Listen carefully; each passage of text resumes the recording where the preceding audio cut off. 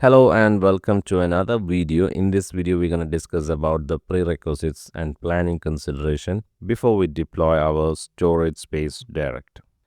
To give you a little bit motivation to watch this video, I'm going to tell you why planning is critical.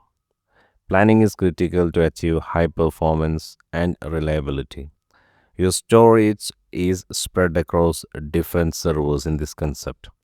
It is a pool of local disks together, and you're adding a shared storage out of the local disk which is spread across different hardware, and this is connected over a network.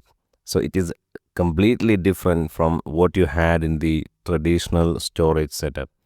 So it is highly important to ensure that you get optimal performance by implementing it with the exact instructions from Microsoft with good planning and considering your scalability needs in future. Let's start with the hardware prerequisites. Microsoft requirement coming to the nodes, it is minimum 2 nodes, and if you have a scalability need, you can scale up to 16 servers, CPU 64-bit processors, and memory 4 GB RAM per TB of cache.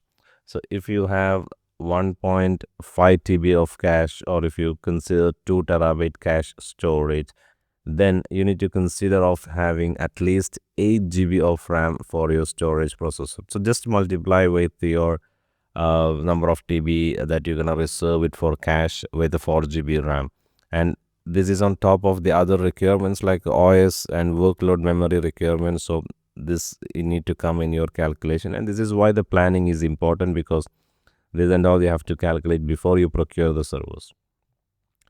Minimum number of drives required is 4, and you can use a combination of SSD and VME and normal hard disk. Network requirement is 10 gigabits with RDMA support.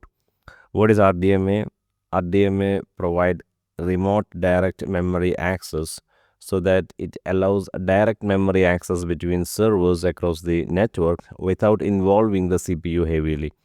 As you already know that we are pulling the local hard disk, and all the communication is going to happen over the network, and CPU of your server will be heavily utilized, and no need to configure RAID controller on your servers, because the fault tolerance, the purpose of the RAID is to achieve fault tolerance, right? So this is achieved on top of the pool, not on the hardware level. That is why we call this as a software defined storage.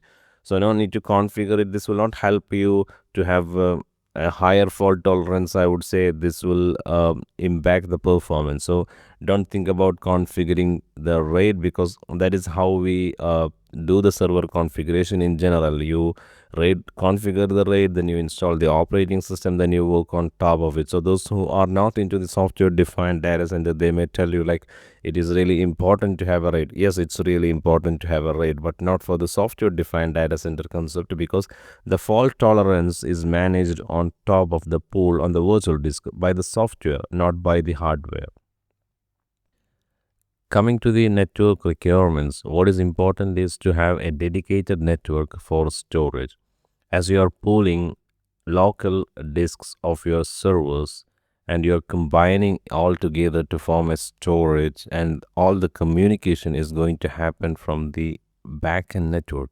So it is really important to have a dedicated network for storage and isolate your production workloads from the storage network. Coming to the storage configuration, a minimum 4 drives per server is required. If you're going to use a mix of capacity drives and high performance drives, the capacity drives means the normal SAS drives, and high performance drives means SSD or NVMe, which provide higher write and read rates. If you're going to use a combination like this, then it is highly recommended to have at least 2 disks reserved for cache, and the rest of the disk you can utilize for the capacity drives. This will help you to have high performance, because the cache will help you to store the frequently accessed data. It acts as a buffer between the workloads and your slower capacity drives.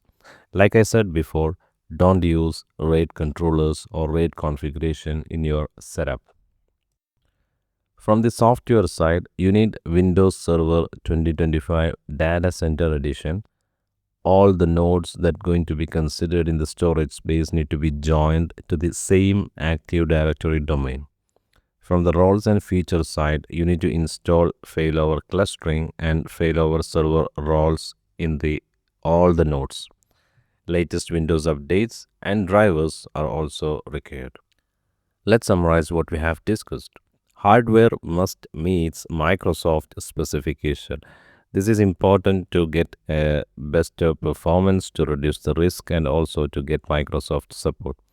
And backend network should be isolated for production and storage, and 10 gigabits network is what recommended.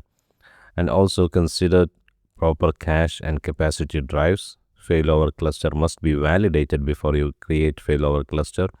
All nodes must be joined to the domain, and licensing requirements like core licenses and also Windows Server Data Center licenses must be there. That's all. See you in the next.